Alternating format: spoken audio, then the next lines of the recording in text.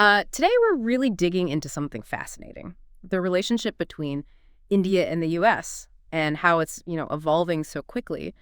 For years, the main story was pretty straightforward, wasn't it? Yeah, it was mostly anchored in the Indo-Pacific. Exactly. Focused on balancing China, frameworks like the Quad, maybe the Indo-Pacific Economic Framework, IPEF. But, well, if you've been following global events, things are shifting. A lot. The geopolitical whirlwind of the last few years, China's assertiveness, Russia in Ukraine, the Middle East instability, even, changing U.S. domestic priorities.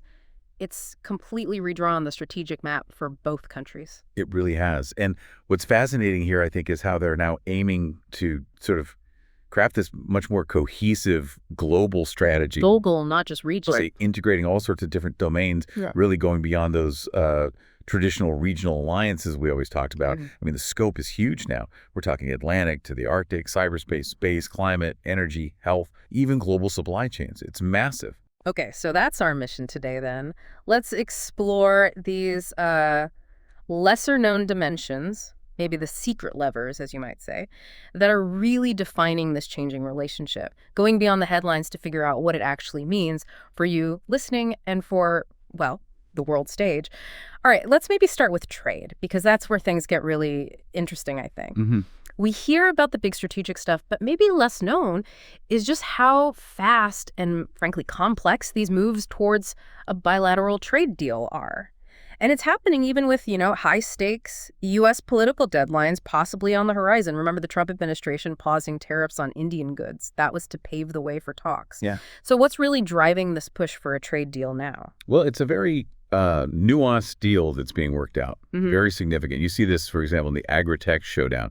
U.S. negotiators are pushing pretty hard for India to lower tariffs on certain GM crops, corn, soy, rice, wheat. Okay. But India, understandably, is digging in its heels to protect its farmers. It's a sensitive issue. Yeah. At the same time, India is showing it's ready to open up other sectors. Things like walnuts, cranberries, medical devices, some auto components, energy goods. It all points towards a, let's say, carefully calibrated free trade agreement. Yeah. And the trade targets they're talking about are, frankly, ambitious. The U.S. wants to incentivize India to move away from Russia, partly by boosting bilateral trade. It was about $118 billion in 23-24. The long-term goal, $500 billion by 2030. Wow, that's a huge jump. It is. And if you connect the dots, stepping back a bit, while the public talk is often about India protecting its farmers, the deeper current, the strategic angle, is really America using trade as leverage, leveraging influence to reshape supply chains and, gently reduce India's dependence on Russia and China. That really underscores trade as a strategic tool itself. So is this same kind of shifts, this more direct, maybe transactional approach, also happening in defense beyond just the usual joint naval exercises? Oh, absolutely. It's a parallel track. Think back to the Trump presidency. There was strong encouragement, maybe pressure, for India to buy American weapon systems, partly to help the trade balance. Right, I remember that. And more recently, you have someone like Vice President Vance advocating for selling and even co-producing advanced systems, like the F-35 stealth fighter. The F-35, that would be a massive technological step for India if it happened. Huge. Which, raises the question, what's going on behind closed doors to make such a big shift possible? Well, there's a 10-year defense cooperation framework actually being hammered out right now. Like a decade-long plan. Exactly. And it's specifically designed to move India from just being an importer of weapons towards co-development, joint manufacturing. So the public narrative is often about friendship, which is true, but it also, let's say, masks a pretty strong U.S. push, a push to influence India's military buying decisions away from traditional Russian gear, like their Su-30 jets or T-90 tanks. Yeah, it sounds like a really delicate balancing act for India then, doesn't it? They've got these ambitious goals for their own defense manufacturing.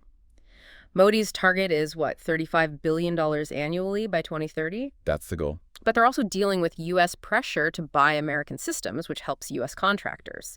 It's a complex negotiation. Okay, let's switch gears a bit. There's this area you mentioned, critical and emerging tech, the U.S.-India initiative, ICET. You said this is where the paradigm shift is really clear. Yes, ICET is absolutely crucial. This is where you see that deep co-innovative tech integration really starting to happen. Okay, like what? What are some examples? So a big one is a semiconductor fabrication plant. They're calling it Shakti Fab. Shakti Fab. It's got backing from both the U.S. Space Force and the India Semiconductor mission. Production is slated for 2027. And it won't be just basic chips. We're talking advanced semiconductors, SiC, that's silicon carbide, and JN, gallium nitride, for military and civilian use. Okay, maybe for our listeners, why are second GaN chips so important? What makes them advanced? Good question. They're sort of next-generation materials. They perform much better in high-power, high-frequency situations. So think about things like advanced radar, satellite communications. Even electric vehicles depend on this kind of tech. That's why they're strategically vital. Got it. So critical component. Exactly. And beyond chips, you've got joint projects in AI and quantum research. They've already secured over, I think, $2 million in joint funding. Academia and industry are heavily involved. But the real takeaway here, the game changer, is that this partnership signals a structural shift. Structural how? Moving away from India just being a buyer of tech, a vendor-buyer relationship, towards deep integrated co-innovation, working together on development. Now, India's careful. It wants to preserve its strategic autonomy, but it seems willing to accept sensitive U.S. technology offsets, just not, crucially, at the expense of building its own indigenous capacity. Right. They want to build their own capabilities, too. Precisely. So, okay, we've talked trade, defense, high tech. Are there other, maybe newer platforms shaping this relationship, things beyond the usual security focus? Yes, definitely. We're seeing some really innovative partnerships pop up. Take I2U2. That's India, Israel, the UAE, and the U.S. I2U2. That's a pretty unique forum, launched back in July 2022, and it's specifically focused on joint projects in really critical areas: water, food security, energy, space, health, practical stuff. Interesting mix of countries, too. It is. Then there's IMS, the India, Middle East, Europe Economic Corridor. Ah, yes, IF. That one's been in the news. Right. And it's widely seen as a counter to China's Belt and Road Initiative, an alternative infrastructure route. We're talking undersea cables, new trade links stretching literally from India all the way to Europe. So what's the bigger strategic angle there? If you connect this to the bigger picture, these initiatives, I2U2 and IS, they really signal kind of tri-regional alignment. Asia, the Middle East, Europe. It creates this economic axis that, yes, offers India a big geopolitical plus, but also subtly undercuts the BRI. And having U.S. leadership involved in these frameworks, that's a clear sign of a global economic realignment. It's way beyond just security cooperation. And speaking of cooperation beyond just security, there was that bipartisan bill in the U.S. Congress, wasn't there, about potentially labeling India an ally or partner nation for civilian nuclear exports. That's right. A potentially very significant move. It would essentially fast-track nuclear cooperation on the civilian side. And energy cooperation goes beyond nuclear. Oh, yeah. It's broader. You've got joint interests in LNG trade, collaborative efforts in renewables, often structured with help from the World Bank's IBRD financing. The goal there is really to help build out India's clean energy value chain. Which ties into multiple goals. Exactly. It's key for India's energy transition, its climate commitments under Paris, its economic modernization, and, let's be frank, it serves American export goals too, especially for dual-use technologies. It's definitely becoming clear just how multi-layered this is. But it can't all be smooth sailing. There must be some complex balancing involved, especially with other major powers like Russia. Oh, absolutely not straightforward. Yeah. You hit on a key point, the Indo-Russia U.S. triangulation, as some call it. India's long-standing relationship with Russia, particularly through arms deals and some geopolitical alignment, that remains a prickly issue for the U.S. Understandably. So the U.S. is subtly, sometimes not so subtly, nudging India to diversify, move away from Moscow, especially for defense kit and maybe even energy sources. But at the very same time, you see India-U.S. cooperation growing in West Asia through I2U2 and IMS. Right, that expansion. It's like a new strategic layer bridging the Indo-Pacific and Geo-West Asia, let's call it. It's a real geographic expansion of their diplomatic focus. Still, despite those tricky dynamics with Russia, it seems clear that both India and the U.S.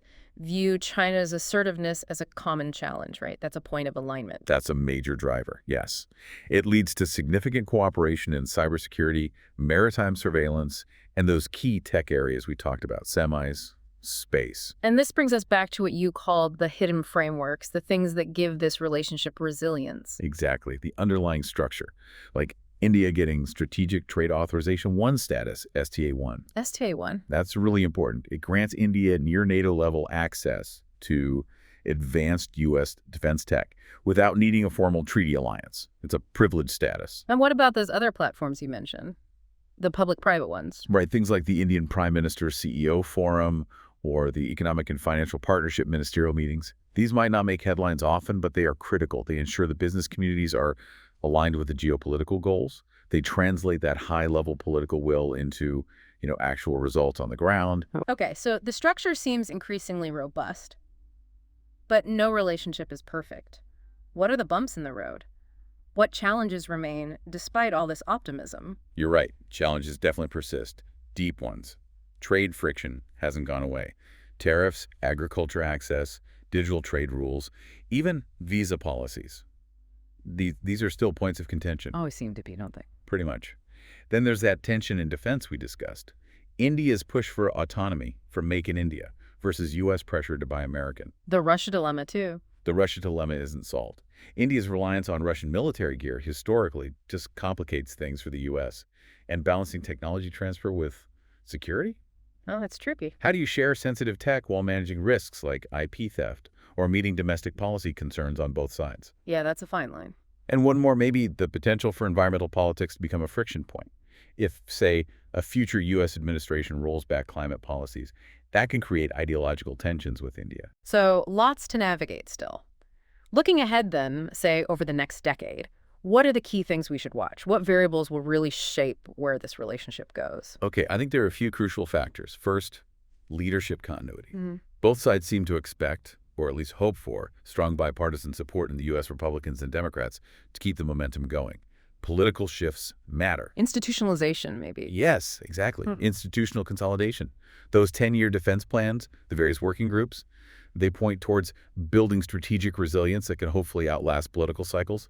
Third, technological depth. It won't just be about arms and energy anymore. Those semiconductor fabs, AI, quantum, maybe even genome partnerships. That's where the long-term competitiveness lies. Deeper integration there. Much deeper. And finally, what I'd call multilateral multiplication. Expanding cooperation through I2U2, IMEC, the G7's PGII infrastructure plan, maybe even aligning more with NATO on tech standards. Yeah. That anchors the India-U.S. relationship within broader global governance structures. Okay, so summing up then, we've really seen how the India-U.S. relationship seems to be entering a fundamentally new era. It's moving well beyond just the Indo-Pacific focus. It feels like an era defined by, as you said, deep structural integration across so many areas: tech, defense, energy, trade, infrastructure, and this complex multilateral web. It's a good way to put it. And looking at the big picture, I mean, while the Indo-Pacific is still foundational, absolutely, what they seem to be doing is building these redundant strategic scaffolds across different regions, different sectors, different platforms. Redundant scaffolds. Interesting phrase. Why? Well, partly to ensure India's strategic autonomy is preserved. That's key for Delhi. But also to make sure American economic and geopolitical interests are served. And importantly, to navigate this era of global systemic competition more coherently. It spreads the risk and opportunity. And those secret levers we talked about really highlight the depth of this shift, don't they? They do.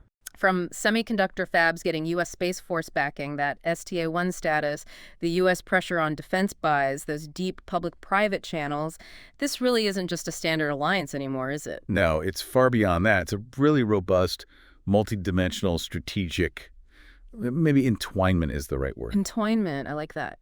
So as you, our listener, reflect on this deep dive, maybe consider this question: how might this complex, deeply layered, multidimensional partnership between India and the United States redefine not just power dynamics in Asia or the Indo-Pacific, but potentially the very nature of global alliances and economic corridors in the decades to come?